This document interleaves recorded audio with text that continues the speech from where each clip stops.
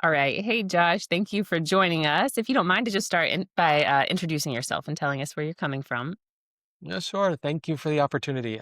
Josh Bishop, currently at Surabaya Intercultural School, which is in Indonesia on the island of Java, very close to Bali.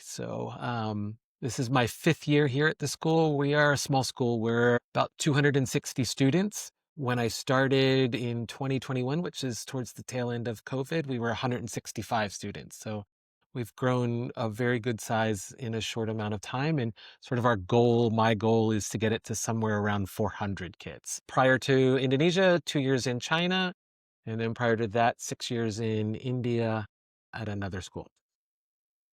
Fantastic. Thank you. Do you mind just to start out and tell us a little bit about that growth? How you moved the school and enrollment numbers in that way from COVID until now? Yeah, absolutely. I think during COVID and Indonesia was in a difficult spot because they were 2.5 years of online school by the government. And so I arrived and we were just sort of emerging. We came out of that in like September. We were allowed to do some prototypes. And so we were really pushing the envelope on what those prototypes might look like. Once we were fully back, we really set a strategic vision for how to grow the school. I think a lot of schools sort of became during the COVID time and businesses, to be honest, were really paralyzed by fear of making the wrong decision. And so we just sort of took the approach of let's make some decisions. And if they're wrong, we'll shift, we'll pivot, we'll do what we need to do. If they're right, we're just going to keep building on the shoulders. And so we really looked to create some real quick, small wins. And so took that opportunity, developed a vision with our parents, with our students of how we wanted to grow the school.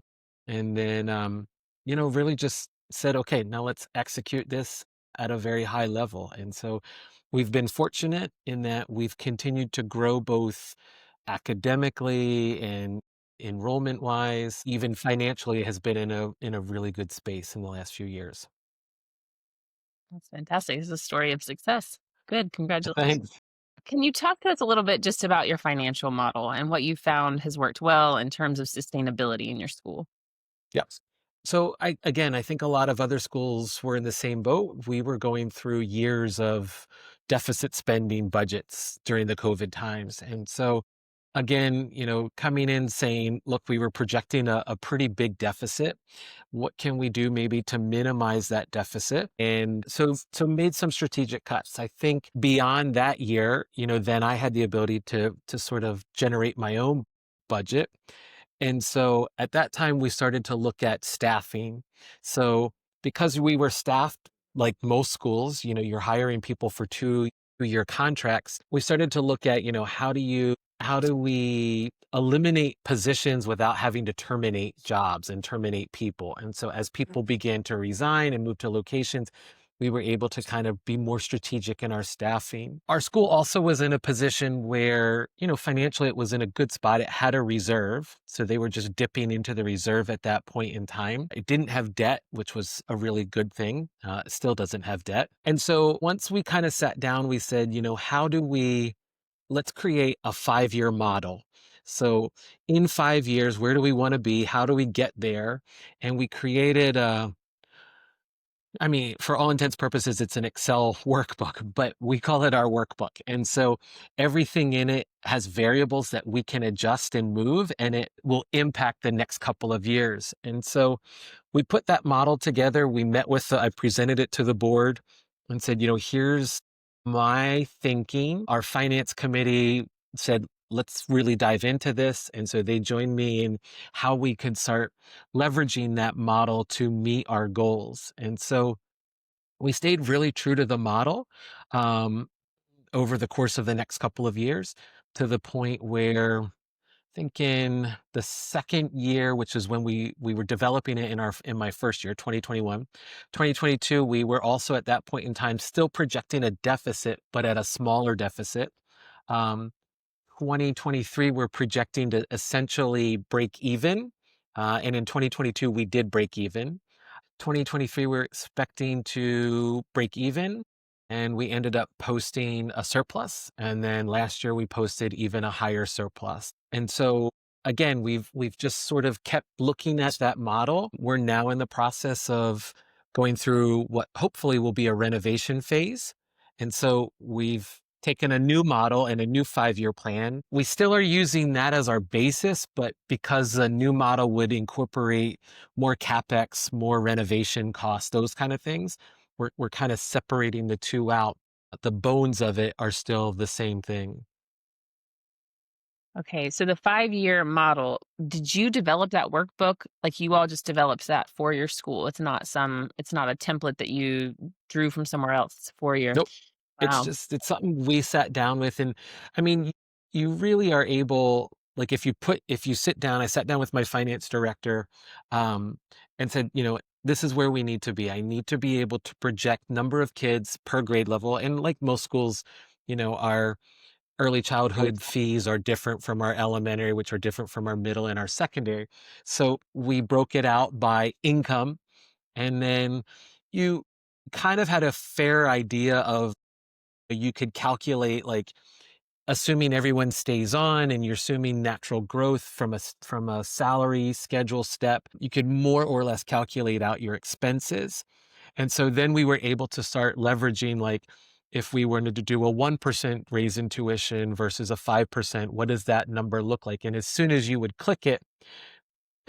make the change, you would see an impact on year one, but you'd also see an impact on year two, three, four, and five, because it was a building block. So it was just something that, I sat down with her and said, here's my vision on how we can make this. And it's been really successful, to be honest with you.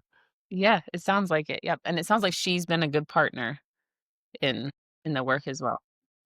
She's fantastic. I actually think she kind of enjoys it, because I think routinely a lot of finance, particularly in international schools where there's such a transient population. I mean, 70% of our students are expats. So, and I would say we either gain a student or lose a student every month of the year pretty much. So you were generally more or less just sort of, taking one year's budget and then copying it onto the next year and then copying it onto the next year. And that's how they were doing things previously. And I said, if we want to have a vision, and we started, with a vision for the school, which then in year two led to a new strategic plan. So we were able to tie all of these things together. And again, it showed a lot of promise for the school, I think. That's wonderful. Wow. Can you tell me a little bit just about your any policies that have been really key in helping you ensure your long-term financial health? Are there certain ones that are in place around your reserves, around your expenditures, any specific policies you might reference? I wouldn't necessarily say policies, and we're spending a lot of time looking at our policies right now. I think Mm. from a sort of a gold standard, our primary focus right now is we want our reserve. And we've kind of shifted that language from a reserve to sort of an emergency fund. Our gold standard is we want at least 6 months of operating expenses in reserve, in a fund. So again, should another pandemic come through or something worse, we can pay, and we have no additional income, we can pay all bills for at least 6 months. And again, coming out of COVID, we were at a space where we were probably, would say maybe a couple of weeks. Going into COVID, they were close to 6 months. Coming out of COVID, we were still in the plus, but it was very, very small. And then we just started building, building, building. Right now, we're probably at about 2 to 3 months. And so, our finance committee, which has been a really important part of these decisions, has really supported us to say, and one thing I maybe I haven't mentioned, but in our model, we sort of have a Model A and a Model B for each year. And I typically will develop Model A on a very conservative number of students. So I will say, okay, let's say we have 250 kids right now. Let's build our model next year for at 255 kids. It's very, very conservative. Um, and that's generally what we would try then to present to the board, to say, look, we've got two models. Model A is a conservative then that would be the model I would recommend that we adopt as a board. Model B is sort of my own personal goal of we can be a little bit more aggressive in both our number calculations, perhaps in a reduction in some of our expenses, perhaps an increase in maybe more income streams, whether it's like rental of the facilities, those kind of things. But it gives us a good sort of a platform to be able to compare the two.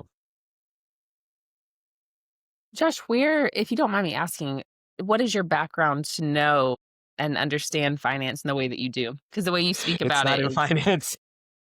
I I'm an guess, it was, elementary but education person. Um, me too.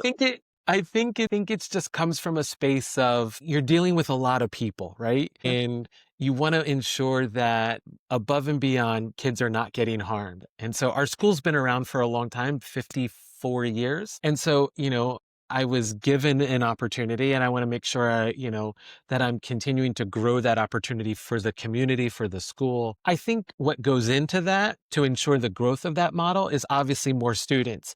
And so the model is a portion of how you do. I'm developing more of a balanced budget kind of an approach and realistically not a balance because I do need to be investing money back into that emergency fund. But what drives that is your income. And what Mhm. and your income, 95%, 90, I'm guessing at that number, but a very, very significant portion of your budget is on student enrollment. So that's really where we spend our focus is once we've developed a budget, we say, okay, how do we go about in getting these students? And so from there, we've done more marketing, I would argue, but also more of an emphasis on quality programs and what differentiates us from any other school in the city. And so that's sort of where we spend more time on who we are as a school. Again, what is the differentiating factor? We're also the most expensive school in the city. So our population is more niche than anyone else. But how do we go about attracting new students? Okay. Right. And making sure that people understand the value. Like you're the most expensive school, but this Yeah. is what you're getting for that. Yeah. And we Is there use any that language a lot actually with our parents because most of our parents are in business. And so the okay. language we'll use is, we need to ensure that you're getting a return on your investment. What's Yep. the ROI? And that's a language that all of our parents know. And so we will spend a time to communicate what is that return on investment to them. And then they're telling other people that. Like that, I Yep. mean, really, because your parents are your biggest advocates in the community to grow Yeah. your enrollment. That's wonderful. I was gonna ask you about your finance committee just real quick. I am aware that we need to move on to talk about curriculum, but, you Mhm. mentioned them. Can you just talk to me about who is on that committee and maybe how long Yeah. how long they've been with you or Yeah. with the s So the finance committee is a standing committee of our board. We've always sort of taken the approach of adding additional members to the finance committee. So at times we've added people who own industry in our community. They've been here for a long time. They're much smarter than I when it comes to finance. They're much smarter than I when it comes to, you know, foreign exchange policies and, what are the local governments and the national government's trends and stuff like that. So we've added some of those. I've also been really clear because it was an opportunity presented to me to invite our new leaders. So when we had a new assistant principal who's now our principal, I said if you're interested in any way, come join this committee and he's been really great. I think it's been an eye opener for him. And then, really all of those people are parents within our community as well. So they're vested into that. okay. I knew it was an arm of the board, but I was just curious if you let other people outside of Mhm. board members join because it looks We different in do. different schools. Okay. Yep. Fantastic. Is there anything else before we move on to curriculum that you feel like would help other small schools in terms of sustainability with their finances based on what you all have experienced and done? Nope, but happy to answer questions for anyone at any point in time. That's great. Okay. Thank you, Josh, so much. Sure. So let's move on and talk a little bit about curriculum because you identified that as a strength as well. Tell me why. Why did you choose curriculum as an area of strength at your school? Again, I think it comes on to the whole, how do you recruit children? How do you recruit families? And so we're a bit of a mishmash, I will admit that. We start as young as 18 months and we go all the way up to grade 12. We're in the elementary program, we're IBPYP, and then in the secondary, we're an AP, Advanced Placement Test. Maybe is not quite as familiar, perhaps, as sort of the IB. It's still the same level of rigor, I would argue, because I've done both. Mhm. But again, it gives us a competitive advantage in the community because nobody else is AP. One of the pieces I think that small schools struggle on is, um, most small schools have one teacher per grade level. Yep. And so you lose that opportunity for collaboration, real true collaboration. And so, as the IB, when they come through and do their accreditation visits and when WAS comes through, they're always like, we should find more opportunities to collaborate. And I'm like, yep, give me 100 more kids, I'll hire a couple more teachers and we'll increase that level of Right. collaboration. And I don't mean it as a slam to them, but that's I hear sort what of a you're saying. reality for us. And so one of the approaches we started to take was let's clean up. And I think the other big thing that small schools have is oftentimes when a teacher leaves, not inherently on purpose, but the curriculum tends to walk out the door with them. Yeah, the And suitcase so, one, right? yeah, so you have a new teacher comes in and they're like, hey, where do I go to find the curriculum? And you're like, oh, well, let's look in the drive. And there's like not a lot It's there. not there. Exactly. And again, I don't think those are done for wrong reasons. It just happens. Yep. So we started to say, okay, how do we create more sort of us taking ownership of this process? And so we started with sort of a curriculum review. So we had all of our teachers look at both scope and sequence, look at the standards they were teaching. We did a gap analysis. So, where are we teaching certain standards? Oh my gosh, there's 5 standards we're not teaching. Realistically, are these really strong standards that we need to teach? Yes. No, these 2 are probably really minor. We're okay. We don't need to necessarily put that in a higher level. So once we got a firmer grip on where our curriculum was, where our gaps were, where our strengths were, um, about that time we also added in. No, that was the next year.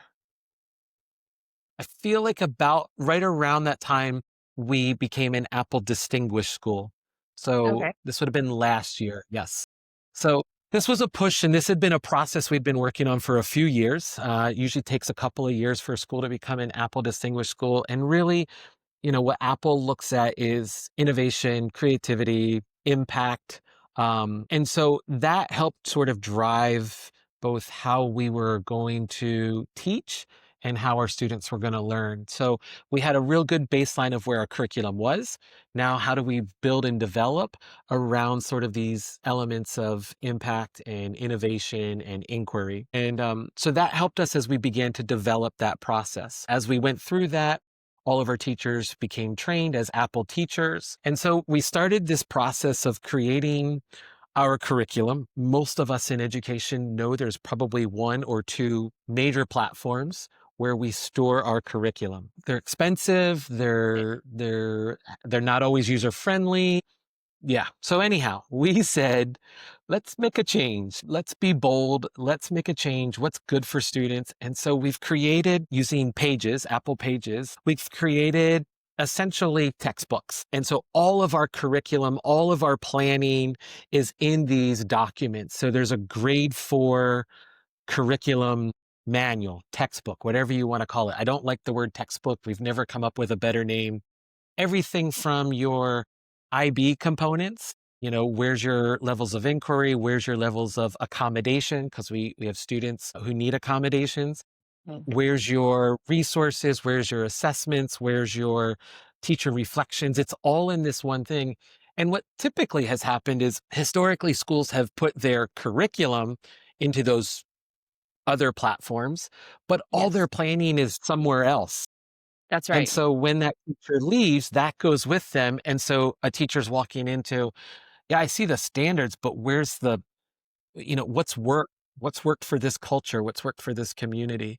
And so we've put it all into one element. And our goal is we also at that point in time created a new position for a first year was a curriculum coordinator. Now it's a director of teaching and learning. And our goal is to be able to take those Apple Pages books and share them with other like minded schools where we can say, tell us when you take a look at this, what looks good to you? What are areas of improvement? And then create sort of this atmosphere of collaboration. It's just not within our physical building, it's within our small schools community. And so we're not quite there yet, but I think every day we get closer and closer to finding those schools who are good fits for us, Mhm. who are willing to put in the work to say, hey, thanks for all the work you did. Here's how we can also contribute and make your product a better product. That's something that this project can connect with really clearly, right? I mean, if people I yes. think so. Yeah, absolutely. Wow. That's your team is really committed. Like, as I listen to you talk, you and your team are just very committed to finding what's best for your community. That's a huge takeaway, just in these minutes I together. appreciate it. And thank you. I think the one thing from a leadership standpoint is we hire the right people and then we realize we're putting a lot on teachers already full plates.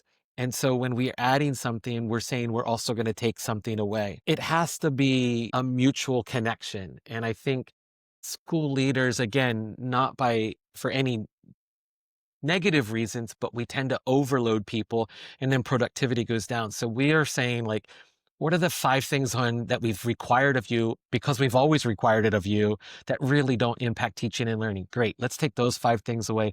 This 2 things impacts teaching and learning, and that's what we want to focus on. It's so smart to prioritize in that way. The idea of, like, we don't always have to solve something by adding one more thing. We've got to keep a Mhm. balance. It's really Yep. important. Thank you so much. In regards to your curriculum and your paths to graduation, can you talk me through? I know you said you have an AP track. Is there a regular high school diploma track as well? Do you have any alternative pathways to graduation? Thinking about your learning support provision or kids that may Mhm. need just different pathways. Can you talk me through that just a little bit?